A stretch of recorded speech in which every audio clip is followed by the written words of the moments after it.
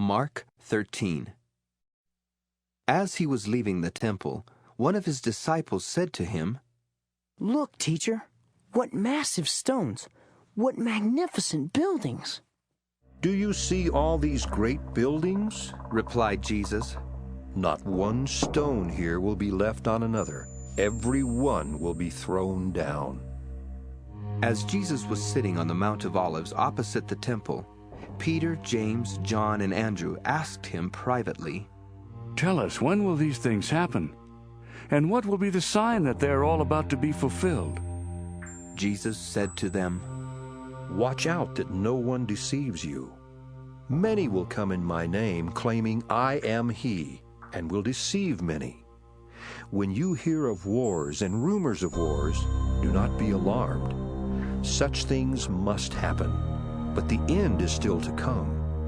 Nation will rise against nation and kingdom against kingdom. There will be earthquakes in various places and famines. These are the beginning of birth pains. You must be on your guard. You will be handed over to the local councils and flogged in the synagogues. On account of me, you will stand before governors and kings as witnesses to them. And the gospel must first be preached to all nations. Whenever you are arrested and brought to trial, do not worry beforehand about what to say. Just say whatever is given you at the time, for it is not you speaking, but the Holy Spirit. Brother will betray brother to death, and a father his child. Children will rebel against their parents and have them put to death. All men will hate you because of me, but he who stands firm to the end will be saved.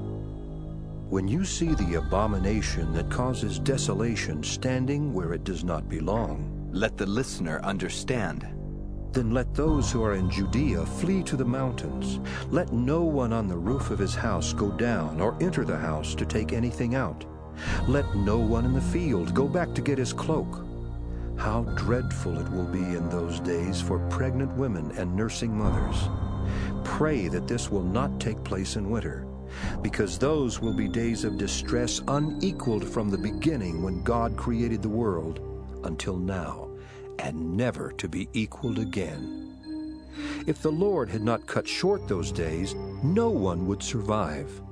But for the sake of the elect whom he has chosen, he has shortened them. At that time, if anyone says to you, 'Look, here is the Christ,' or 'Look, there he is,' do not believe it. For false Christs and false prophets will appear and perform signs and miracles to deceive the elect, if that were possible. So be on your guard. I have told you everything ahead of time.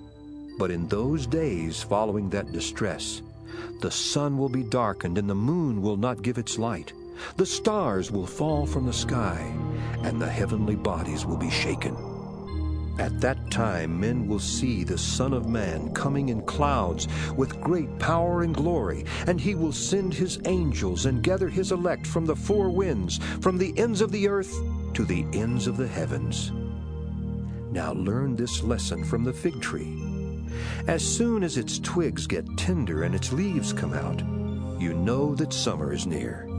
Even so, when you see these things happening, you know that it is near, right at the door. I tell you the truth, this generation will certainly not pass away until all these things have happened. Heaven and earth will pass away, but my words will never pass away. No one knows about that day or hour, not even the angels in heaven nor the Son, but only the Father. Be on guard, be alert. You do not know when that time will come. It's like a man going away. He leaves his house and puts his servants in charge, each with his assigned task, and tells the one at the door to keep watch. Therefore, keep watch, because you do not know when the owner of the house will come back, whether in the evening or at midnight, or when the rooster crows, or at dawn. If he comes suddenly, do not let him find you sleeping. What I say to you, I say to everyone, watch.